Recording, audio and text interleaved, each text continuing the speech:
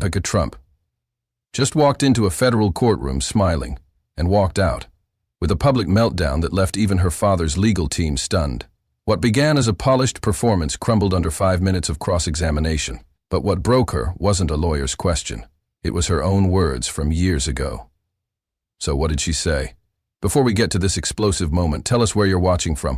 And if you believe truth still matters, hit subscribe. We've got another jaw-dropping story coming tomorrow. The cameras clicked in rapid fire as Ivanka Trump stepped into the packed courtroom, head high, hair pristine, outfit carefully chosen to radiate poise under pressure. She smiled softly at the judge.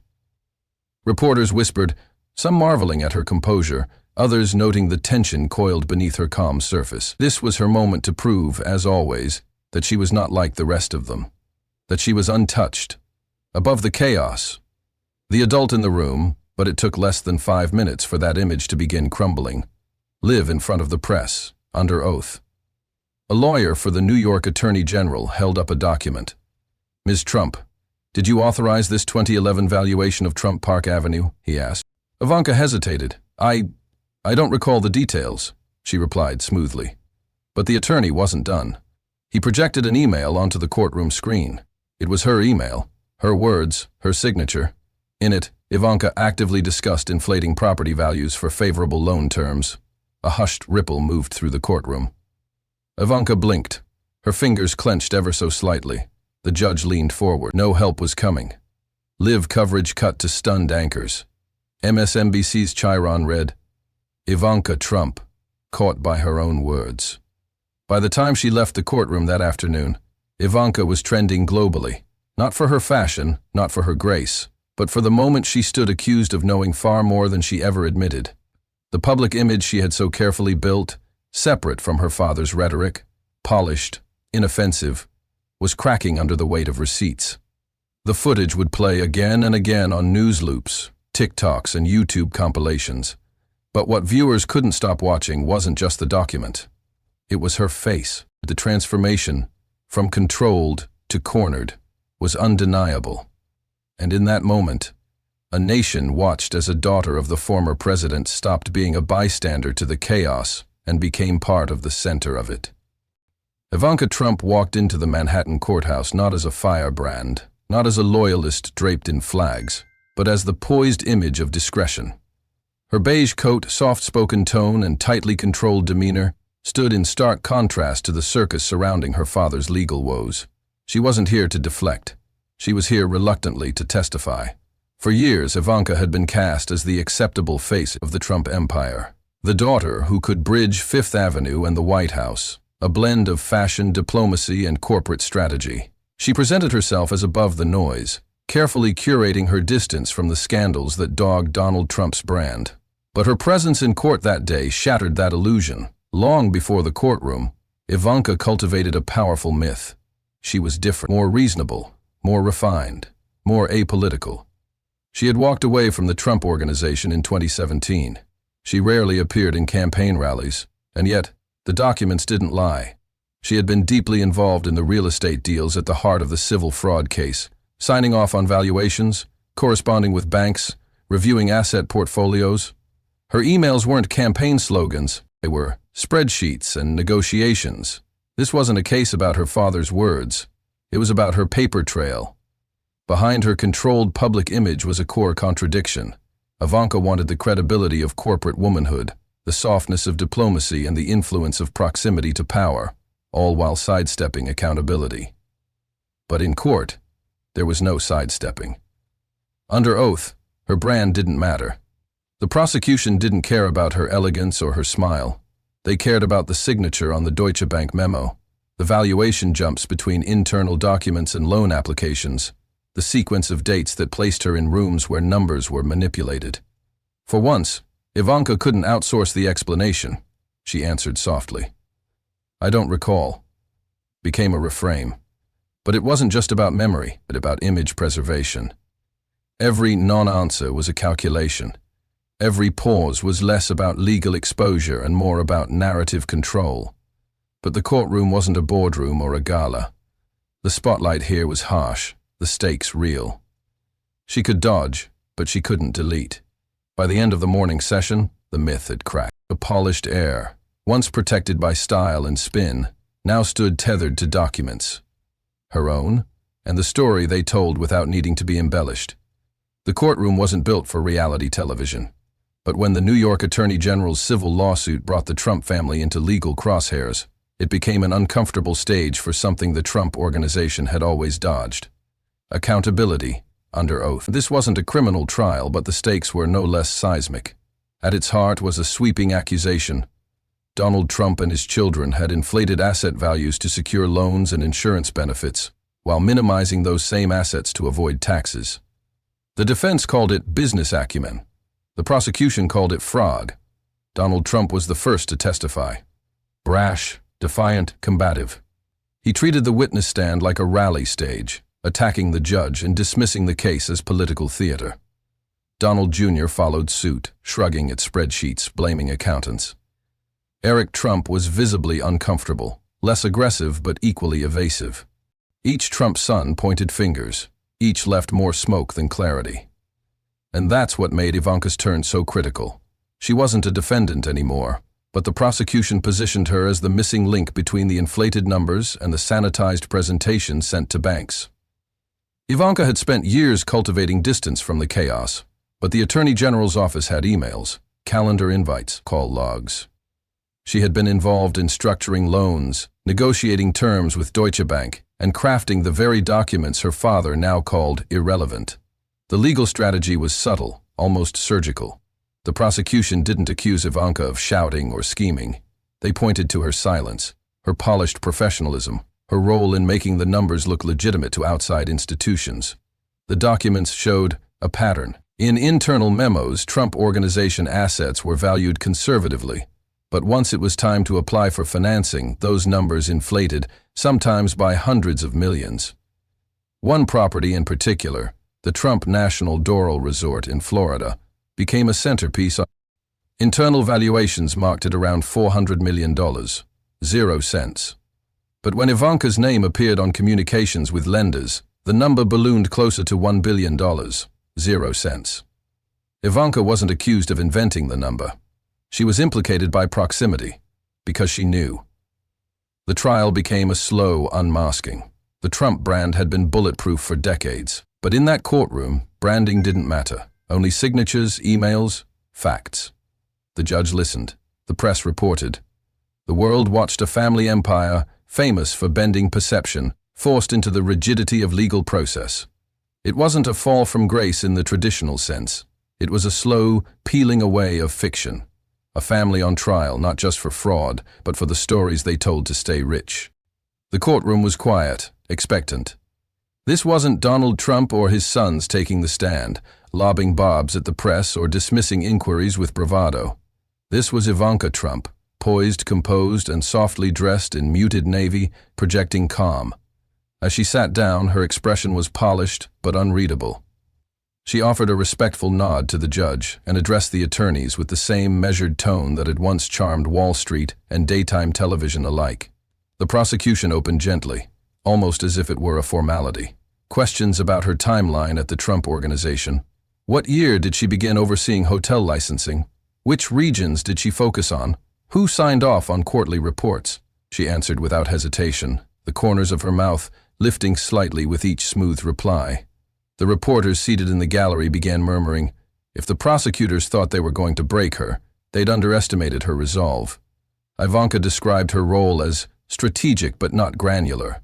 She emphasized her work on branding and licensing, not day-to-day financials. Her voice never rose. Her hands remained folded. It was a textbook display of credibility. One CNN analyst whispered, "She's doing what her father couldn't. She's staying likable." Then came the pivot. A document was placed before her. A 2011 internal memo regarding Trump Park Avenue, the luxury condominium building under scrutiny. The valuation of the unsold units had come up in pre-trial documents, but no one expected this to be the centerpiece. The prosecutor, still keeping the tone light, asked, "Ms. Trump, do you recall discussing the $55 million 0 cents asset valuation reflected here?" Ivanka glanced down, her brows furrowed slightly. "I believe that valuation was prepared by our finance team," she said. cautiously. I was aware of the property's development, but I don't recall engaging with this particular figure. There was a pause. The prosecutor then tapped the screen, and up came an email from Ivanka Trump, sent directly to a senior executive at Deutsche Bank. In it, she enthusiastically endorsed the $55 million, 0 cents figure, referencing a call she had personally taken with the appraisal team. The date was less than 48 hours before the memo she claimed not to recall, gasps, rippled through the gallery. Ivanka blinked once, maintaining her composure. "I'd need to review the full context of that communication," she offered smoothly. But the shift had begun. The reporters took note. Her ease cracked just slightly. The prosecution hadn't attacked her. They'd simply let her contradict herself. The courtroom lights hadn't changed, but the atmosphere. Ivanka Trump, who once navigated corporate deals and television interviews with flawless poise, now sat forward, her fingers subtly fidgeting with a pen. The image of the composed businesswoman was still there, but the cracks had started to show. The prosecution, sensing blood in the water, didn't raise their voice or shift tone. They didn't need to. The documents were doing all the work. "Let's continue with executive," the lead prosecutor said, sliding a printed email thread onto the screen. It was from 2013, regarding a luxury development loan from Ladder Capital. The message was brief, but explicit. Ivanka had written, "These valuations reflect the strategy we agreed to last month." Attached to the email was an inflated projection, 30 million leva, 0 cents above what independent appraisers had reported for the property's fair market value. Ivanka leaned into the microphone. "I don't recall this exchange specifically," she said. "I often approved communications that were prepared by the finance team." But then came Exhibit 43, another email, this time forwarded to her assistant with direct instructions. "Use this version for the bank. Keep the numbers consistent with what we briefed." The prosecutor pointed to the timestamp. It was 3 hours after the internal memo advised against exaggerating the figures. Ivanka's lips tightened. "I'd have to see the entire correspondence in context." The prosecutor gave no reaction. "We will," he replied calmly. "But first, let's confirm, this is your signature, correct?" He gestured to a valuation cover letter sent to Capital One the following quarter. It listed the inflated estimates, stamped with her name. "Yes," she admitted, after a pause. "That is my electronic signature. Was this document reviewed by you before submission?" "I don't recall the specifics," she repeated, but the rhythm was broken now. Her once gliding responses became halting, measured, defensive. In the gallery, journalists began typing furiously. One sketched Ivanka's shifting posture. The of the story was changing in real time. A brand built on composure was now struggling to explain the paper trail it left behind, and the prosecution hadn't even raised their voice. By the time Exhibit 51 was displayed, the courtroom was no longer a place of testimony. It was a stage where credibility unraveled in slow motion. The exhibit wasn't dramatic on its face, just a clean spreadsheet. But the header read, "Ivanka Approval, Final Bank Version." It showed property values exceeding internal forecasts by nearly 40%. The document bore her initials. Ivanka Trump's composure didn't vanish, but it shrank. Her voice, once confident, had dropped into a lower register. "I reviewed these briefly, but I trusted the finance team's numbers," she said, glancing at her attorneys. The phrase didn't land like reassurance. It hung in the air like avoidance. Moments later, a text message surfaced, sent from Ivanka to her CFO the same day. "Let's push these higher. Ladder said they'll match projections if we lead with strength." The prosecutor asked gently, "Is this the kind of brief review you meant?" Silence. Then, "That message was taken out of context." The jury didn't shift as obviously as the audience in the gallery, but the momentum was visible. One member leaned back. Another adjusted their posture, arms crossed. The message wasn't verbal. It was intuitive. This wasn't incidental. It was deliberate. And then came the image, a still from a video presentation Ivanka had given to prospective investors. In it, she gestured to a graph displaying aggressive growth, calling it data-backed and conservative.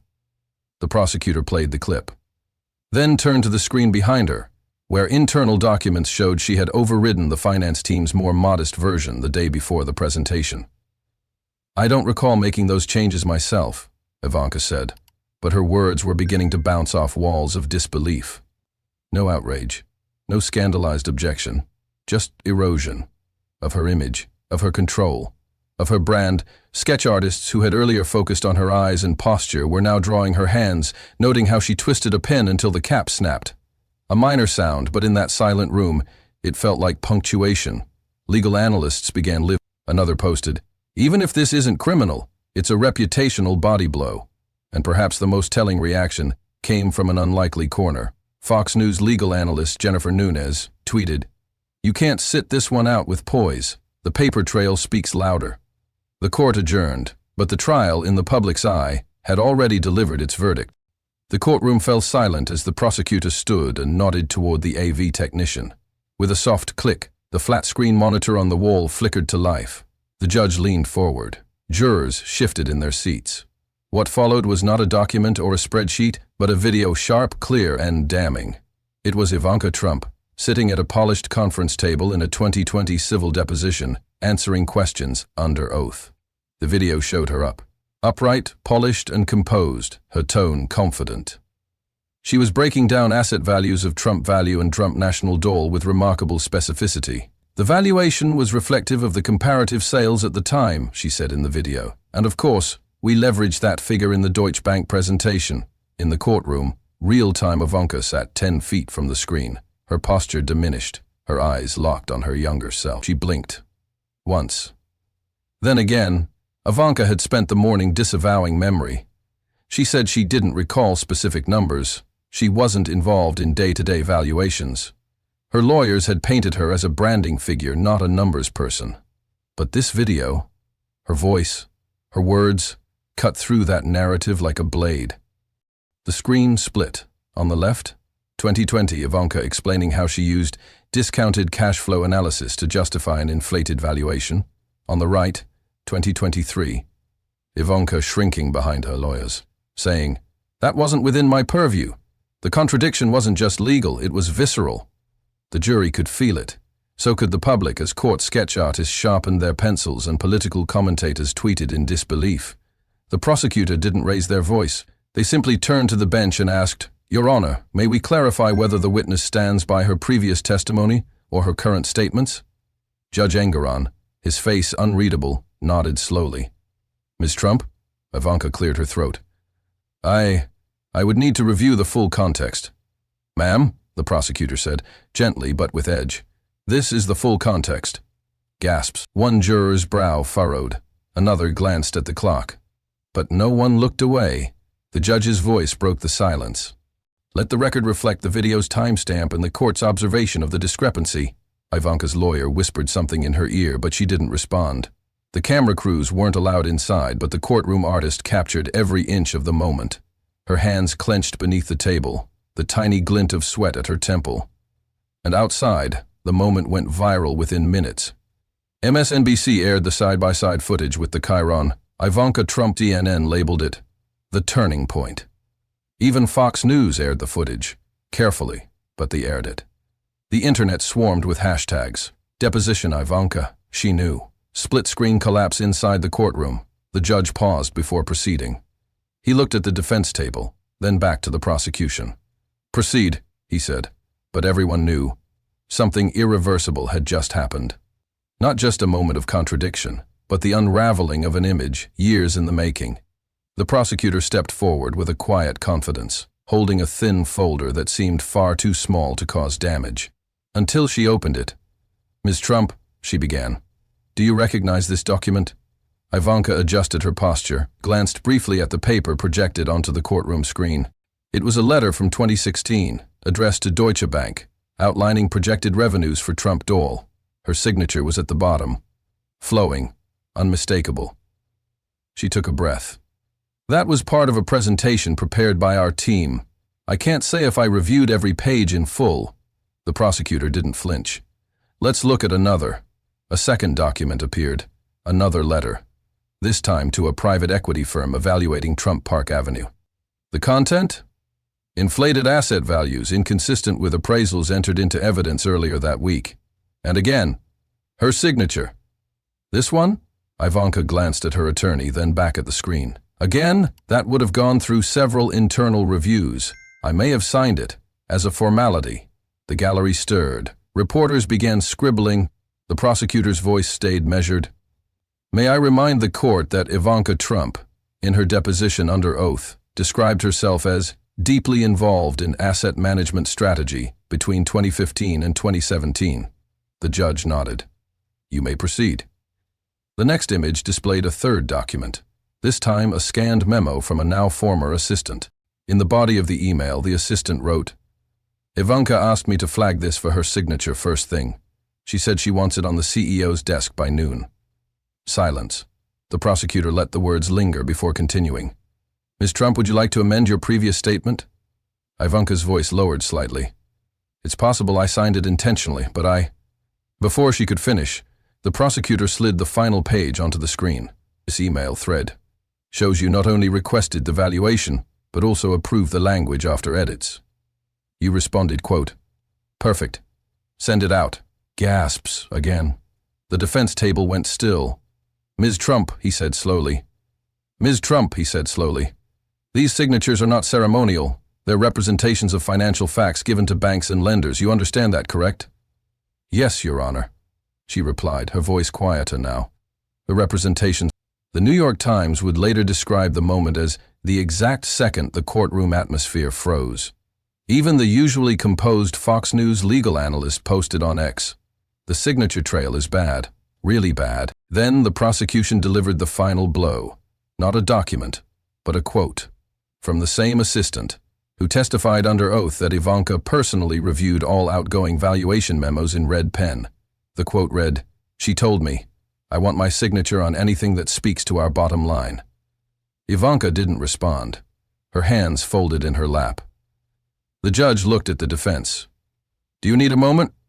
Ivanka's attorney stood. No, Your Honor. But the courtroom had already shifted. The branding, the distance, the polish. It no longer mattered. Her signature had tethered her to the very allegations her team spent months trying to deflect. The courtroom was still when Judge Ingeron finally said the words. You may step down, Ms. Trump. Ivanka didn't flinch, didn't offer a final nod or gesture. She simply rose, gathered her papers in one smooth motion, and walked slowly off the stand, her heels echoing through the tense chamber like a closing gavel. The moment was heavy, not with defiance, but with something quieter, something harder to spin. Her silence. The prosecution didn't speak, the defense didn't move, and the judge watched her every step. Outside, the double courtroom doors swung open with a jarring clang as Ivanka exited into the hallway filled with flashbulbs and microphones. She didn't pause, she didn't wave, she didn't glance to the side. Her expression remained fixed. Practiced, yes, but now strained. The public had seen her polished presence before. This was different. This was a woman walking away from a witness stand with the full weight of contradiction, exposure, and irreversible consequence pressed on her shoulders. By the time she reached the street, Ivanka was trending #1 on X. Memes, reaction videos, and news chyron screenshots filled every feed. One clip in particular dominated the internet. A split screen of Ivanka's stone-cold courtroom exit, alongside the moment from earlier in the trial when she dismissed fraud concerns with a breezy, "I don't recall." The juxtaposition cut deep. MSNBC's legal commentator summarized it perfectly.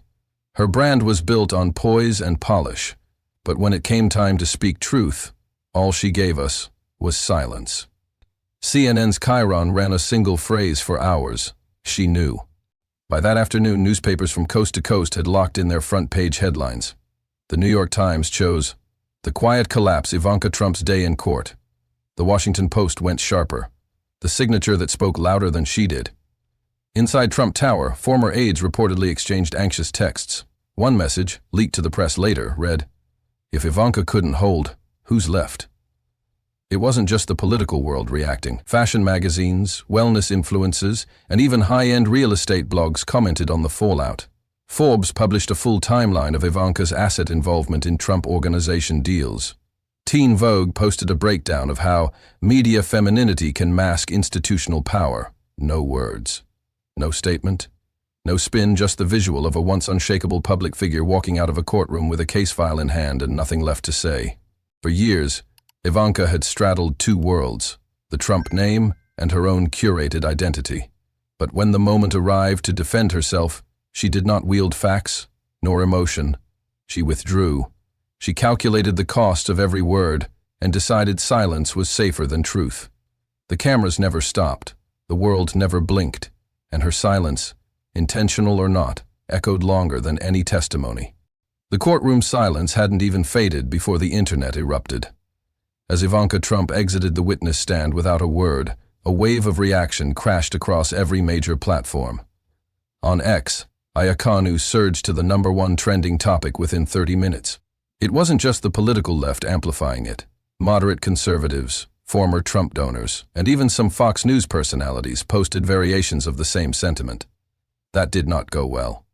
Clips of her deposition, split-screened with her courtroom contradiction, racked up millions of views before lunch. TikTok creators were ruthless. One viral remix paired her "Old Women Who Work," a visual juxtaposition, powerful, polished Ivanka selling career ambition against the backdrop of her courtroom denial, landed like satire. The audio spliced in real court transcripts with synth music. By sundown, it had over 6 million views and counting. Meme culture joined in like it had been waiting for this moment. Instagram Reels flashed before and after aesthetics, one image of Ivanka striding through Manhattan in heels, the next showing her hands folded tightly on the witness stand. Reddit threads under r/politics and r/news dissected her answers in legalese, while subtler threads surfaced on women-focused subs asking a harder question. Was Ivanka ever really in control, or just another curated product? Twitter legal experts and blue-check pundits did what they do best. Quote-tweet everything with threads of context and outrage. "This is a masterclass in reputation collapse," one legal analyst posted. She tried to play polished executive, but the paper trail shredded the illusion. Harvard law professor Anika Desai posted a 60-second video analysis explaining why Ivanka's claim of not recalling her own valuation documents might now be grounds for perjury review, depending on follow-up testimony. Even conservative commentators couldn't spin it. Megyn Kelly, typically protective of high-profile Republican women, tweeted, "Ivanka's silence said everything. This was no longer about brand. This was about liability." Glenn Beck's podcast crew tried to reframe the narrative, calling the entire trial a Democrat witch hunt, but even they admitted, "She looked cornered up there." Within 24 hours, the hashtag silent hair. By then, MSNBC had already booked a special primetime panel dissecting her fall from grace. One of the featured analysts said it plainly, "This wasn't a partisan collapse. This was a public unraveling. The courtroom didn't break her. Her own contradictions did." The shockwaves from Ivanka Trump's testimony didn't stop with memes and trending hashtags. They hit institutions like a political earthquake. Within hours, Trump attorneys scrambled to conduct damage control. In a press briefing outside the courthouse, one of Donald Trump's league counsel insisted Ivanka was merely performing her civic duty and had no direct involvement in financial structuring. But the document said otherwise, and by then the narrative had shifted beyond legal spin. The New York Attorney General's office capitalized on the moment. A press release titled "She Knew" accompanied a supplemental motion asking the court to allow expanded discovery into Ivanka's prior communications. The rationale was simple. Her court contradictions opened new doors. Legal scholars weighed in on cable news almost immediately, with Harvard constitutional law professor Maya Cheng calling Ivanka's professor a stunning self-indictant in everything but legal terms. Public appearances were the first casualty. Ivanka quietly canceled 3 upcoming business conferences, including a keynote at the Women's Global Leadership Summit. A statement from the event's organizer cited a scheduling conflict, but industry insiders confirmed the truth. Brands didn't want her name headlining anything so soon after the footage aired. Bookings for her speaking tour dried up within 48 hours. Several corporate sponsors removed her photo from promotional materials altogether. Wall Street paid attention too. Financial analysts noted a subtle pullback from firms previously associated with the Trump Organization. A hedge fund that had partnered on past real estate deals released a terse statement. "We are reviewing all future engagements." The fallout wasn't just reputational, it was beginning to echo in the boardroom. Meanwhile, academia moved swiftly to turn the moment into a teaching opportunity. Georgetown University's School of Public Policy scheduled an emergency panel titled The Optics of Power, When Brand Collides with Testimony. Harvard Law hosted a live-streamed debate, Professionalism on Trial. The Ivanka testimony. Both events used courtroom clips as study material. One professor opened her class by playing Ivanka's conflicting statements side by side, asking students to assess not the legality but the credibility. The Trump family was silent, but not unaffected. Behind closed doors, multiple outlets reported that internal tensions had escalated. Anonymous sources told Politico that Jared Kushner was furious about Ivanka's testimony and its reception. The brand they'd worked years to polish had suffered a blow it might not recover from. One former White House aide put it bluntly. She was supposed to be the untouchable one. That illusion's gone. By the end of the week, media analysts weren't just talking about a family on trial. They were talking about a legacy, redefined. Ivanka hadn't just cracked under pressure. She had, in real time, reshaped the perception of her role in one of the most scrutinized political and financial dynasties in American history. As the dust settled, America found itself staring at a version of Ivanka Trump that had rarely been seen, unsure, evasive, and visibly shaken under oath. For years, she had occupied a curated position in the nation's consciousness, the poised daughter, the polished executive, the exception to her father's chaos. But that narrative didn't survive the courtroom, not after the videos, the contradictions, and the silence that followed. The judge's final dismissal. The myth cracked. Publicly, permanently. Across newsrooms and dinner tables, the conversation shifted. Could someone so carefully crafted, so seemingly detached from her family's political warfare, truly claim ignorance? The answer, laid bare on national television, was no. The deposition clips, the paper trail, and her own voice all revealed a pattern not just of involvement, but of active decision-making. The evidence demanded the country rethink who she really was, not just the public figure, but the power player behind the curtain. As political theater gave way to real consequences, a deeper reckoning began, not just with Ivanka, but with the systems that allow image to override accountability. This wasn't just about one person. It was about how proximity to power shields some from scrutiny. Until the cameras roll and the truth is forced out frame by frame. In moments like this, we are reminded, appearances aren't protection. Silence isn't neutrality. And no matter how famous, how golden, or how rehearsed, is above the record. Justice doesn't wear a designer suit. It doesn't smile for the cameras. It sits in the transcript, signed on the documents, and speaks loudest when the defendant says nothing at all. And so, the question turns back to us, not just as viewers, but as citizens. If truth matters, it has to matter for everyone. No exceptions, no editing, no spin. Whether you once admired Ivanka Trump or never bought into the facade, what happened in that courtroom was a mirror for a country often distracted by polish and polish alone. The truth, when delivered plainly, has a way of cutting through every filter. If you believe in holding power accountable, not just in politics, but in the stories we tell about who gets to lead, then don't just scroll past. Share this, subscribe, speak it, because justice isn't a trending topic, it's a process. And it only works when we demand more than appearances. We've now seen what the documents show. We've heard what the witnesses said. The evidence didn't whisper, it roared. And in the face of that, we have a choice. Stay dazzled by the myth, or confront the truth.